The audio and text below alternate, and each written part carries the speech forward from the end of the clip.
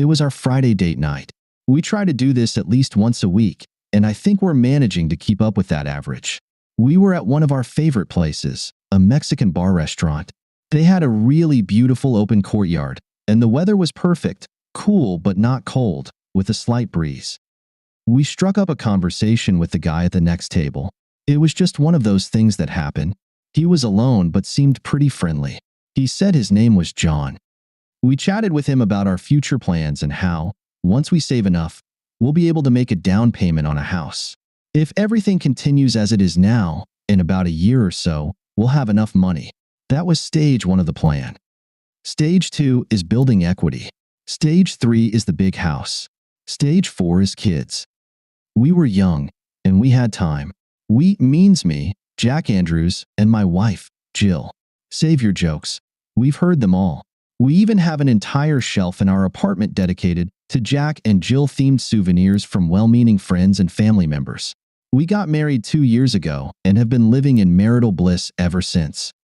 All we had at the moment was our one-bedroom love nest, but it was ours. We didn't have the newest cars, but they were reliable and, more importantly, paid off. We didn't have the biggest TV, but it worked well enough for us. Our furniture wasn't the newest or the fanciest, but it was clean and well made. I had just made a comment along the lines of, "So, if everything goes well, we should be able to start putting buns in the oven in about 5 years or so." John responded, "Maybe I can help speed up that timeline." How's that? A few years ago, I got really lucky in business. I'm in a position to offer you a very good deal. And what kind of deal would that be? Before I answer that, Google me. John Albright. That should confirm my credentials. Jill took out her phone and looked him up. You have your own Wikipedia page. Holy crap. It says your net worth is... That's probably outdated. I'm currently close to $10 billion. Okay, so, what's the deal? Even though we just met, I like you guys, and I want to help you. So, I'm going to give you $1 million. That's after taxes, so the actual amount will be $1.4 million. But there's something I want in return. I waited for the other shoe to drop. I want Jill for the weekend. I was stunned. What? Are you serious? I looked at Jill. I can only assume that the expression of shocked disbelief on her face mirrored my own. Get lost, jerk. Go back to your table and leave us alone. This is a serious offer. She leaves her phone and purse behind and goes with me. I'll return her by 6 p.m. on Sunday and transfer the money to your account in the meantime. While she's with me, she'll do whatever I want. I promise I won't harm her or leave any marks on her. Screw you. My answer is a no. I'll go stand by the door and wait for 5 minutes while you two discuss it. If she doesn't join me by then, I'll leave and you'll never see me again.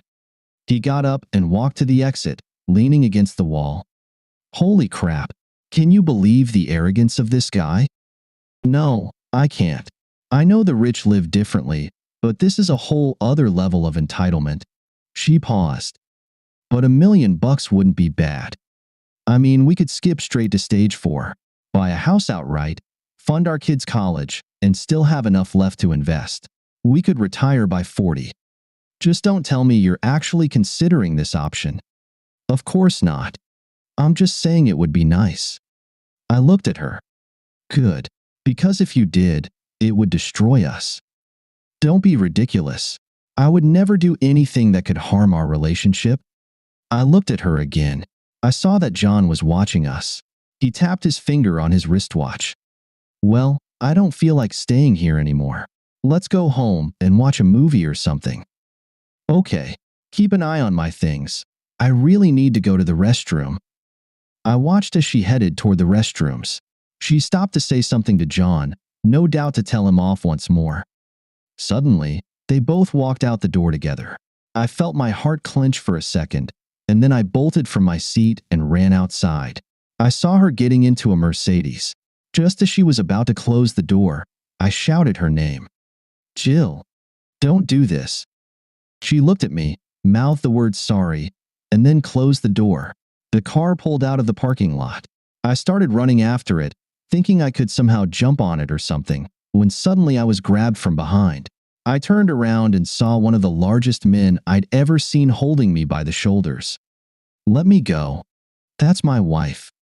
"Sorry, buddy, but Mr. Albright doesn't want any trouble." I watched as the car sped out of the parking lot and drove away at high speed.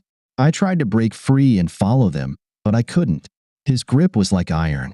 I stared as the taillights disappeared into the distance, just like my marriage. "If I let you go, are you going to do something stupid?" I should note that she wasn't coerced in any way. I looked at him. "What would you do if it were your wife?" "I'd beat the crap out of him, of course. That's why he sent me here, to hold you back a bit. But now they've left, so I'm letting you go." I stood there for a moment. The bodyguard waited, then got into his car and drove off. "Jill. Okay, keep an eye on my things. I really need to go to the restroom." I hated deceiving him, but I knew he would never agree. I headed toward the restrooms, but stopped when I reached John. "Let's go before I change my mind and before Jack makes a scene." John turned and walked out the door. I followed him. A Mercedes was waiting right outside. John got into the driver's seat. I opened the passenger door, but just as I was about to get in, I heard Jack shout, "Jill, don't do this." His face was a mix of surprise and hurt. I paused for a second, then said, "Sorry," got into the car, and closed the door. It hurt to know I was causing him pain, but I was doing this for us. John immediately sped off. "Don't worry," he said. "He'll get over it." I hope so. I tried to push thoughts of Jack out of my mind. "So, where are we going?" "I have a house out of town. We'll spend the weekend there." The rest of the drive was silent. We drove for about an hour, heading out of the city. Soon, we turned off the main highway and started down a series of narrow country roads. Eventually, we arrived at a gate. John pressed a button on a remote control and the gate opened. We drove for about a minute along a gravel driveway and then pulled up to a rather large stone house.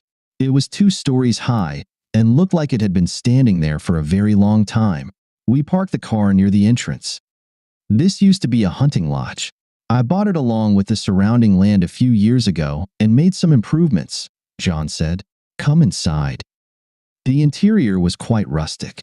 The door led into a foyer that connected to a large study. We walked into the kitchen. John opened a door to another short corridor that reminded me of a hotel hallway.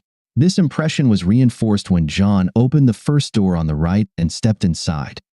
"This is where you'll be staying," he said. "These are the quarters for the kitchen staff and other service personnel." It was a small, windowless room made of cinder blocks painted a dingy white. The room contained a bed, a dresser, and a writing desk. The bed was just a bare mattress. Against the wall was an open closet, which was empty. Next to the closet was a bathroom. John opened the top drawer of the dresser and pulled out a folded piece of fabric. "I want you to go into the bathroom, take off all your clothes, and put this on. Everything, including your underwear and shoes." He handed me the bundle. I looked at him. He made a motion with his hand, signaling me to go into the bathroom, so I went in and closed the door. The bundle wasn't made of fabric. It was some kind of opaque white plastic, possibly Tyvek. It looked like a jumpsuit, except it was completely form-fitting, with mittens built into the sleeves and booties on the feet. Okay, that was strange, but whatever. I undressed and then put on the jumpsuit. There was a zipper in the front. I zipped it up to my chest and then stepped out. "Do you like it?" John approached, grabbed the zipper, and pulled it up to my neck. "There, that's better." Then he went into the bathroom and gathered all my clothes. "You'll get your clean clothes back on Sunday before you leave. There are more bunny suits in the dresser if you need to change. They're disposable. Just throw them in the trash when you take them off. The dresser also has sheets and a blanket." He stepped closer to me, invading my personal space. "Are you ready for your first?" He smiled. "Assignment?" I nodded, dreading what might come next. "Clean this room and the bathroom. It's been a few months, and this place isn't in the best shape." "What?" "Clean the room. There are cleaning supplies in the bathroom cabinet and a broom in the closet." I expect the floors to be clean enough to eat off of. Do you understand? You want me to clean the room? And that's it? Yes, that's all for now. When you're done, you can make the bed and go to sleep. If you get hungry later, there are sandwiches in the kitchen. I stared at him. Come on, chop chop, time's wasting, get to it. Then he turned and left, taking my clothes with him and closing the door behind him. What else could I do? I started cleaning the bathroom. There were dried stains on the toilet. A black ring circled the tub. The light fixtures were covered in water spots. Mold clung to the sides of the tub. It took me about an hour to clean the bathroom. Fortunately, the room itself wasn't too bad. I just needed to dust the table and dresser, sweep the floor, and then mop it. The place was sparkling. When I finished, I made the bed. I was more exhausted than I realized. As soon as I was done, I took a shower, then crawled into bed naked and fell asleep. The next thing I remember is being woken up by a knock on the door. Wake up. Get dressed. Let's go. Now we're getting down to business.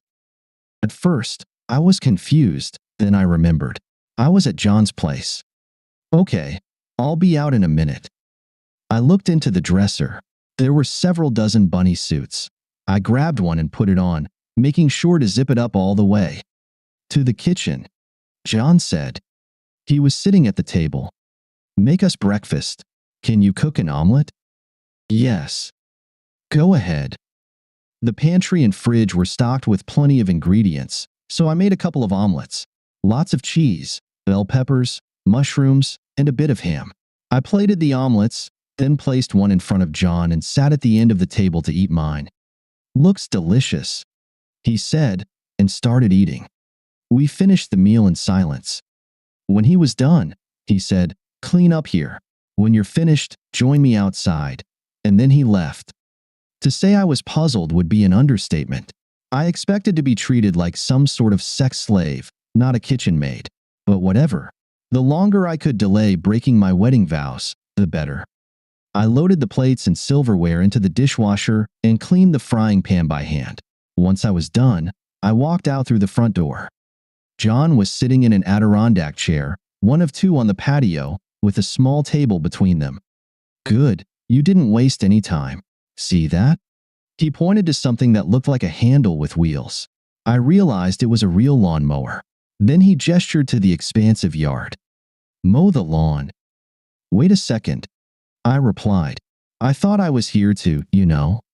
You agreed to do whatever I wanted in exchange for a rather generous compensation. What I want you to do right now is mow the lawn. If you don't want to stick to our agreement, you can leave at any time and forfeit the compensation. The gate is that way. He pointed to the driveway. Either you mow the lawn or you leave. Your choice. I glared at him. I had mowed lawns before, but always with a power mower. I grabbed the mower, moved it onto the grass, and started mowing. The lawn must have been at least half an acre, maybe more. Fortunately, it wasn't too overgrown. I pushed that thing all the way to the far edge, then turned back. For the next few hours, I steadily mowed, taking breaks only to drink water and eat lunch, which I had to prepare myself. Every half hour or so, John would come out to check on my progress, then go back inside. By the time the sun began to set, I was hot, sweaty, and tired. But I had finished the job. The bunny suit felt like a portable sauna. I had unzipped it down to my navel a long time ago. I wheeled the lawnmower back to the front door, where John was waiting. Good job. Go take a shower and change into a new bunny suit. When you're done, head to the kitchen and make dinner. There are steaks in the fridge. I like mine medium. He started to head back inside, then stopped. Oh, and zip up. You look indecent. I looked down and noticed that one of my breasts was peeking out of the suit. I had no idea how long it had been exposed. I zipped up and trudged back to my room. After showering, I put on a new bunny suit and went to the kitchen. It was empty. I checked the fridge and found 2 steaks that hadn't been there that morning. I also saw some mushrooms and vegetables in the drawer, but forget that. He said steak, so that's all I was going to prepare. I heated up the oven. When the steaks were ready, I poked my head into the study and called out, "Dinner's ready." I took out his steak and placed it on the table, then sat down to eat mine. A minute later, John sat down and ate his steak without any comments. When he finished, he told me that after I finished cleaning the kitchen, I could go to bed. So I did. I took off the costume, climbed into bed, and quickly fell asleep. The next morning, I was awakened again by a knock on the door. "Get up and get to work. It's your last day." I got up and put on a fresh bunny costume. John was waiting in the kitchen. "Make breakfast again, the same as yesterday." Breakfast and cleaning the kitchen went by in silence. When I finished and turned on the dishwasher, John directed me to the room next to my bedroom. It was just like my bedroom, but completely empty. "I want you to paint this room." "What?" "Paint the room. There are paints, rollers, brushes, and a change of clothes in the closet. Just this room. Do a good job, and this will be your last task for the weekend. And don't paint over the light switches and outlets. Remove the covers and replace them when you're done." I looked at him in disbelief. "Paint the room? Are you joking? Are you paying me for maintenance? And that's all?" "For now, yes. But get to work. You don't have much time." Then he walked out. I stood there for a second, then looked into the closet. There was a 5-gallon bucket of sky blue paint and a bunch of tools and supplies. I grabbed a drop cloth and spread it out on the floor. I found a screwdriver and removed the outlet and switch covers, then taped over the outlets and switches themselves. I poured some paint into the roller and got to work. It didn't take as long as I thought it would. The room wasn't that big, and there weren't any tricky areas that needed special attention. When I finished, I put the outlet covers back on, folded up the drop cloth, and returned all the supplies to the closet. He said it was my last task, so I went to the next room and took a shower. When I finished, I found that my clothes had been cleaned and laid out on the bed. I got dressed and went to look for John. He was in the study. "Ah, there you are. I assume you finished painting?" "Yes. You said that was my last task?" "That's right. Are you ready to go back to your husband now? You should know that he was very upset when you left." "I know. I'll make it up to him." I felt a sudden surge of guilt. My dear husband didn't deserve what I did to him that night. He's probably going crazy, imagining all sorts of things. My guilt intensified when I realized that this was the first time I had thought about him all weekend. The car should be here by now. He walked out the front door, and I followed him. As we stood there, a Mercedes pulled up. The bodyguard from the restaurant was driving. "Hop in. He'll take you home. The money will be in your account by the time you get there." I opened the door, but before getting in, I turned to him and asked, "So what was the deal with all these tasks? I thought you wanted a sex slave or something like that." "Don't be ridiculous. You're an average, fairly attractive woman, but with a snap of my fingers, I could get women far out of your league, and for much less than $1 million. This was more of a social experiment. Could I make an average married woman leave with me right in front of her husband? How long would it take?" I looked at him in disbelief. Without replying, I got into the car and closed the door. The bodyguard drove me home in silence. Not a word was spoken. When we arrived at the apartment, I got out of the car. He drove away. I walked up to the door and unlocked it. I was relieved that my key still worked. "Jack? Honey? I'm back. Where are you?" "Jack." I looked at the bodyguard. "What would you do if it were your wife?" "I'd beat the crap out of him, of course. That's why he sent me here, to hold you back for a bit. But now they're gone, so I'm letting you go." I stood there for a second. The bodyguard waited for me to do something, then got into his car and drove off. "Hey, Jack.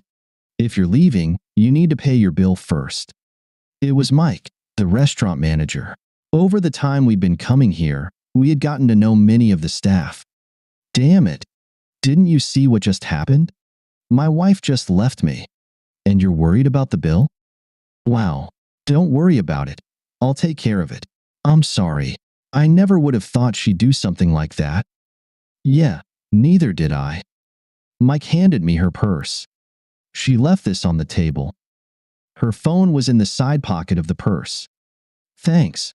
I'm not sure what the hell I'm going to do now." "Don't do anything too stupid. Go home. Think it over." "Good idea." I don't remember how I got home. As soon as I closed the front door, everything hit me all at once. My wife was gone. My marriage had collapsed. All the dreams and hopes we had were gone. I collapsed onto the couch and stared at the ceiling. All I could think was, she's gone. I don't know how long I stayed like that. I must have fallen asleep at some point because when I opened my eyes, it was morning. At first, I was confused about why I was on the couch, but then the memories came flooding back. The despair hit me again, just as hard. Then something else hit, anger. How dare she do this to us? She threw everything we had away for money. I pushed the anger down and buried the despair deep inside. Act now, hurt later. After this, there's no way we can stay together. On Monday, I needed to meet with a lawyer, but even now, there were some things I could do. I had time until Sunday evening. First, finances. I paid off our joint credit card and then canceled it. Next, the bank. I opened a new account in my name, transferring half of the savings account into it, minus $2,000. I took that $2,000 in cash because I would need it. I also transferred half of the checking account. Second, I needed a new place to live. I called my friend Pete. Pete had a lot of friends because he had a pickup truck. People always turned to him for help with moving. I told him what had happened. She did what? Left? Just because some rich jerk waved a bunch of money in front of her? Damn, that's cold. I can't believe she could do that. Believe me, I'm still in shock. I need to find a place to stay and get my stuff out of the apartment before she comes back on Sunday. I'm thinking about that extended stay motel near the office. No way. You can stay with me. How much stuff do you need to move? Actually, not that much. Clothes, a few books, and some other things. I don't care about the furniture. All right, pack up. I'll grab some boxes and be at your place as soon as I can. I packed a week's worth of clothes into a duffel bag. The rest went into trash bags. Pete showed up with some boxes, and we filled them with books and a few other odds and ends. I didn't care about anything in the kitchen. Silverware is cheap. All my things were packed into Pete's truck or my car. I looked around the apartment to make sure I had everything. I saw a photo of Jill and me at our wedding. It used to be one of my favorite pictures of us. Used to be. I decided to be petty. I took the photo out of the frame, tore it in half, and placed the pieces on the coffee table next to Jill's purse. Then I took off my wedding ring and set it on top. I thought for a second and decided to be extremely petty. We had a fireplace and a couple of logs for the fire. I took our wedding album from the shelf, opened it in the middle, placed it over a log in the fireplace, and set it on fire. Then I followed Pete to his place. That evening, I wasn't very good company, but I wasn't trying to be. I know I watched a bunch of TV shows, but I don't remember any of them. All I could think about was that my wife had left me to sleep with a billionaire for money. Eventually, I took a dose of NyQuil and fell asleep. I woke up late on Sunday. Physically, I felt better, but emotionally, I was a wreck. Pete kept trying to engage me in conversation, but I just wasn't feeling it. I thought about drinking, but I knew it wouldn't solve anything. Eventually, my phone rang. I saw that it was Jill calling, and I sent it to voicemail. I didn't want to talk to her at all. Then she sent me a message. I'm back. Please call me. We need to talk. Nothing happened. Nothing. Yeah, right. And even if that were true, it didn't matter. She left me, willing to do anything. Then I remembered something. I turned on my laptop. Jill. He wasn't in the living room. I went to the bedroom. He wasn't there either. Then I saw the open closet. His things were gone. No, no, no. He left. I ran back to the living room and searched for a note or something else. Then I saw the coffee table and collapsed onto the couch. There was our wedding photo, torn in half, with Jack's wedding ring on top. I don't know how long I sat there like that. It could have been a minute or maybe an hour. Then I realized I had to find Jack. I had to tell him that nothing happened. I grabbed my phone and called him. The call went straight to voicemail. I left a message. Jack, honey, where are you? Please call me. We need to talk. I love you.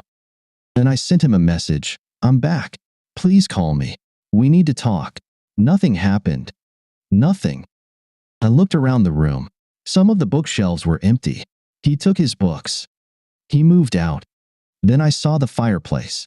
It looked like, no, our wedding album. It was half burned. No, this can't be happening. I have to talk to him. Jack. Then I remembered something. I turned on my laptop. I logged into the bank's website and checked our joint account. A new deposit of $1.4 million had been made into the savings account.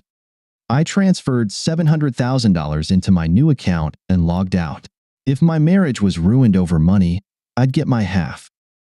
They looked at each other across the conference table in the lawyer's office. The attorneys had just stepped out, leaving them to talk alone. Jill, you said you'd sign the divorce papers if I talked to you. Here I am. Talk. This was the first time they had spoken to each other since that night at the restaurant. Jack, I don't want a divorce. Nothing happened. All he made me do was housework. I painted the walls in a room. I cleaned the bathroom. I mowed the lawn. I didn't do anything else. I didn't do anything remotely sexual. I didn't break my vows. You don't understand. You left me at the restaurant, thinking you were going to sleep with him. It doesn't matter whether you actually slept with him or not. You left me there with the intention of having sex with him. That's all that matters. I understand. You're right. I can never fully make up for what I've done to you. But I have to ask, please, let me try. I love you. We can get through this. I know we can. Love isn't the problem. Despite everything, I still love you. Jill looked at him hopefully. But, he continued, I can't trust you anymore. Who's to say you won't make another important unilateral decision in the future? I mean, if you agreed to sleep with a guy for money, what else might you do if you think it's for our benefit? I'm sorry, Jill, but I can't get past this. Please, sign the papers. It's a 50-50th split. I took everything I wanted from the apartment and have already taken half of the money. Sign them, and we're done. With that, Jack stood up and walked out. Jill sat silently for a while. Then she grabbed a pen and signed the papers in front of her.